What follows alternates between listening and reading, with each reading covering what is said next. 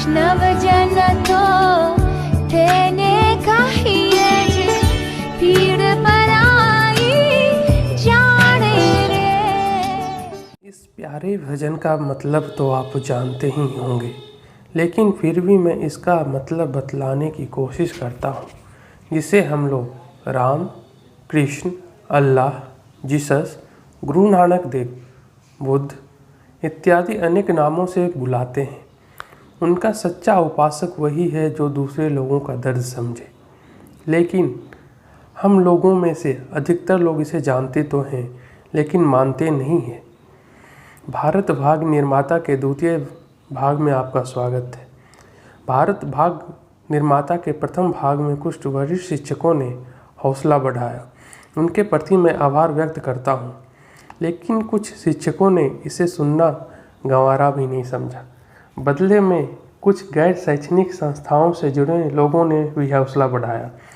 आप भले ही धनाढ़ परिवार से हों, जरूरी नहीं हर एक शिक्षक आपकी तरह ही हो। दुनिया के लोगों को सिर्फ अपनी नज़रों से देखना बंद कीजिए। बहुत सारे भ्राता लोग तो इस तरह भी हैं जो सोशल मीडिया पर एक्टिव तो हैं, विभिन्न शैक्षणिक ग्रुप से जुड़े तो हैं, लेकिन अपनी मांगों को लेकर सक्रिय नहीं हैं। इसको लेकर नाना पाटेकर साहब आपसे दो शब्द कहना चाहते हैं। मुर्दों का देश है, वतन के लिए किसी को कोई हमदर्दी नहीं है। इसे तोड़ना बिल्कुल आसान है। मैं हिंदू, मैं मुसलमान, मैं सिख, मैं फलाना, मैं ढिमका। एक लाठी को तो कोई भी तोड़ सकता है, लेकिन लाठी के भारे को तोड़ना मुश्किल है। मैंने बचपन में पढ़ा था, स्कूल में, तीसरी में। मैं क्यों समझा रहा हूं तुमको?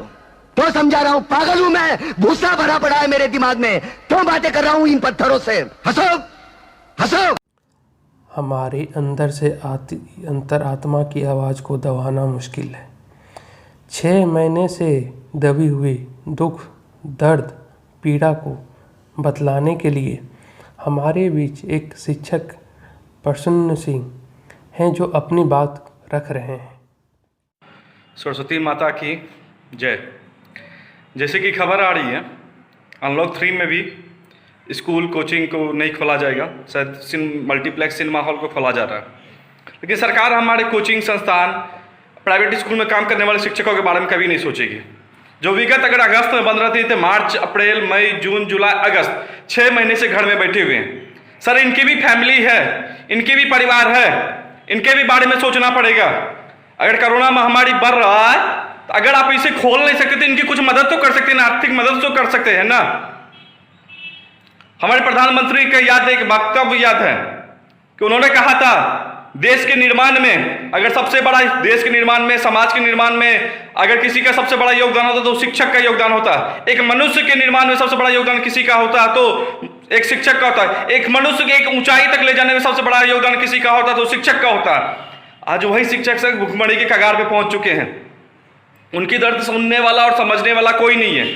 यहाँ पे बस सबको अपनी पड़ी है, कैसे वहां पे सरकार बन जाए, कहां से विधायक खरीदा जाए, कहीं कुछ हो जाए, बस उतना ही मतलब है।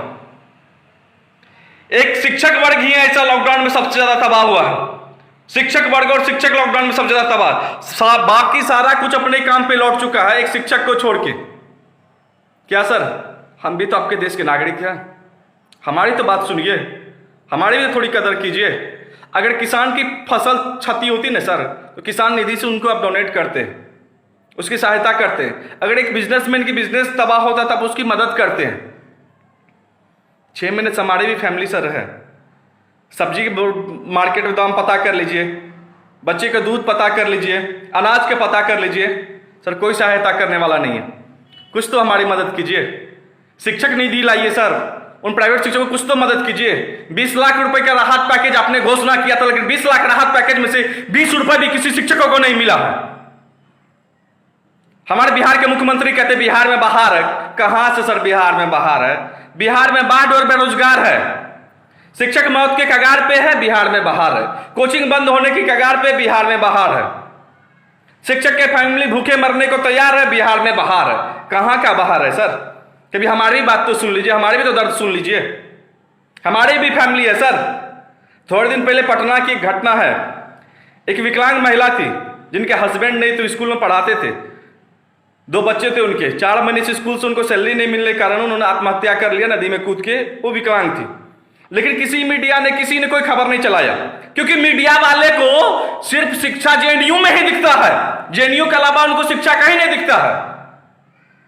ना शिक्षा और शिक्षक सिर्फ जेएनयू में है, जेएनयू के बाहर पूरे देश में ना शिक्षा है और ना शिक्षक है। पढ़ाने का काम बस जेएनयू वाले ही करते हैं, हम लोग तो कुछ नहीं करते हैं। हमारे एचआरडी मिनिस्टर साहब हैं, रोज आते सुंदर सा फोटो पोस्ट करते हैं, कैप्शन में अच्छी अच्छी कविता लिखते हैं, लेकिन उस कविता के अंदर कभी भी एक प्राइवेट शिक्षकों का दर्द नहीं रहता है, कुछ संचालकों का दर्द नहीं रहता है। हम भी इस देश के नागरिक हैं सर, हम कहीं इराक या अफगानिस्तान से आके यहाँ नहीं बसे हैं, हमारे भी सुनना होगा। आत्मनिर्भर भारत आप बोलते हैं, आत्मनिर्भर भारत के जीता जागता प्रमाण हम लोग हैं।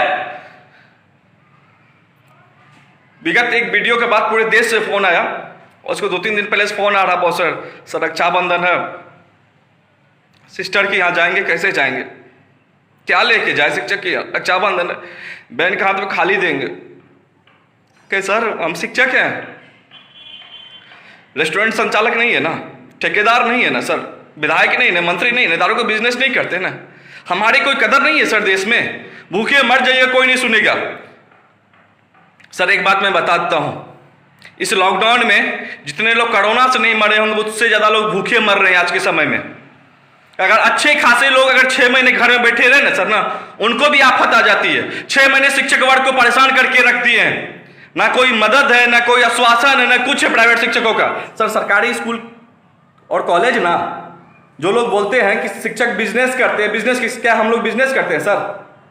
3,000-4,000 में साल का हम लोग पढ़ाते हैं, और जिस लोग को लग रहा है हम लोग शिक्षक लोग बिजनेस करते हैं, क्या हमारी माँ और बहनें वो बिजनेस करते हैं जो स्कूल में जाके 4,000-5,000 वो पढ़ाते हैं? हमारे समुदाय में सबसे सेफ महिलाओं के लिए माना जाता है स्कूल में जाके पढ़ाने का, क्या वो बिजनेस करते हैं? अगर वो बिजनेस करते तो आपके मुंह पे तमाचा है, उनको आप गाली दे रहे हैं। हर इंसान ने कहीं ना कहीं किसी न किसी शिक्षक से पढ़े होंगे, चाहे आईएएस हैं, आप पुलिस में है, चाहे रेलवे में है, चाहे कहीं भी, आम आदमी बिजनेस ही कर रहे हैं। अगर आप 2-4 भी लिखना सीख रहे हैं तो अपने कहीं ना कहीं उस चीज शिक्षक से सीखे होंगे, लेकिन उन्हीं शिक्षक का कदर करने वाला इस देश में कोई नहीं है। शिक्षक भूखे मर रहे हैं, उनके बारे में कोई नहीं सोचेगा, कोई नहीं सोचेगा। बिहार में बहार है, अरे सर इलेक्शन की तैयारी कीजिए, वर्चुअल रैली की तैयारी कीजिए, बिहार में तो बहार है ही। 15,000 एक्टिव केस होने पे बिहार में स्वास्थ्य की व्यवस्था की पोल खुल गई, बिहार में बहार है। हमारे उप मुख्यमंत्री जी का थोड़े दिन पहले सुना था कि लालू जी ने 15 साल हॉस्पिटल नहीं बनाया था, हम क्यों बनाए? वाह सर, 15 साल आप क्या हैप्पी बर्थडे मना रहे थे?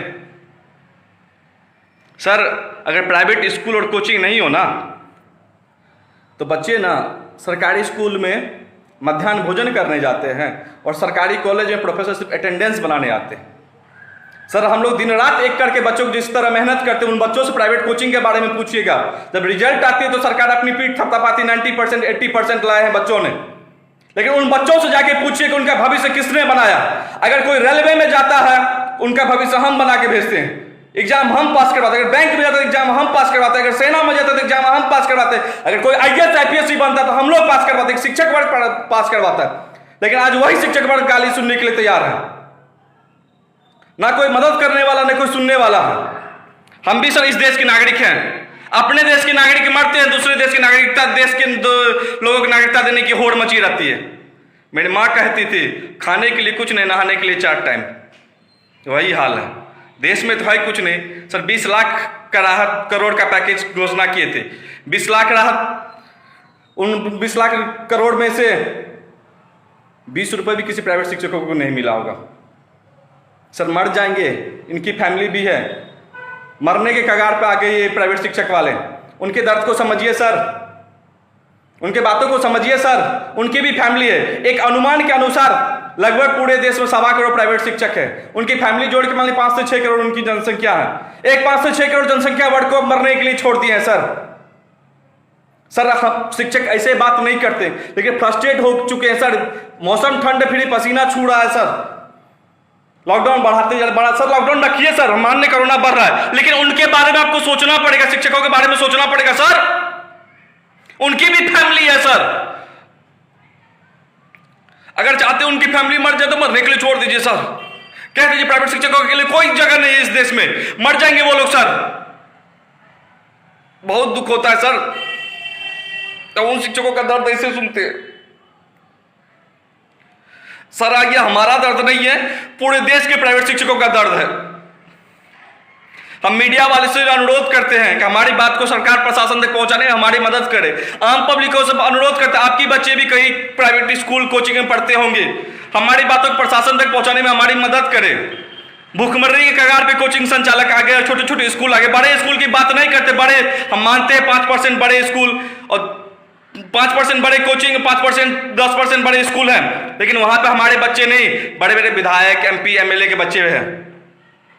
बहुत सारे बच्चे बोलते हैं सर रेलवे का निजीकरण हो गया, बैंक का मर्ज किया जा रहा है, क्या करेंगे? तो हमने एक ही जवाब दिया, मनरेगा है ना, अगर देश की आज़ादी के 75 साल के बाद भी लोग को मनरेगा में 75 साल के बाद भी मिट्टी कोड़ने के लिए भेज रहे, तो ये हमारे देश में शर्म की बात है। हमारे मुख्यमंत्री कहते बिहार में बाहर है, सर कहाँ पे फैक्ट्री, क्या रोजगार है, बता दीजिए ना। लॉकडाउन में पता चल गया होगा कि कोरोना महामारी हमारे कितने लोग बाहर में जाके मजदूरी करते, छात्र भी मजदूरी करने के लिए मजबूर हैं। ये कोरोना महामारी में अगर सबसे ज्यादा कोई तबाह हुआ है तो वो शिक्षा तबाह है, शिक्षा और शिक्षक वर्ग तबाह है। शिक्षक वर्ग मरने के कगार पे, सर कोई बोल नहीं पा रहा लेकिन मरने के कगार पे। वो मध्यम वर्ग परिवार से आते हैं सर, ना उनकी कोई सहायता करता है, ना वो किसी से मदद मांग सकते हैं सर। और देश में मदद करने वाले की जनसंख्या बहुत ही कम है सर, वो 5-6 महीने के लॉकडाउन में मैंने देख चुका सर। और शिक्षक वर्ग की कोई मदद नहीं करते। अगर एक आदमी कुछ भी सीखा होता है ना, ABCD या कुछ भी, और 10 क्लास भी आप पास है ना सर, तो शिक्षक की बदौलत ही पास किए होंगे। आज वही शिक्षक भूखमरी के कगार पे। कुछ ज़्यादा बोल दिया होंगे तो उसके लिए क्षमा है, फ्रस्ट्रेट हो चुके हैं सर। हमारी बातों को सरकार प्रशासन तक पहुंचाने में हमारी मदद करे। आप सभी का धन्यवाद।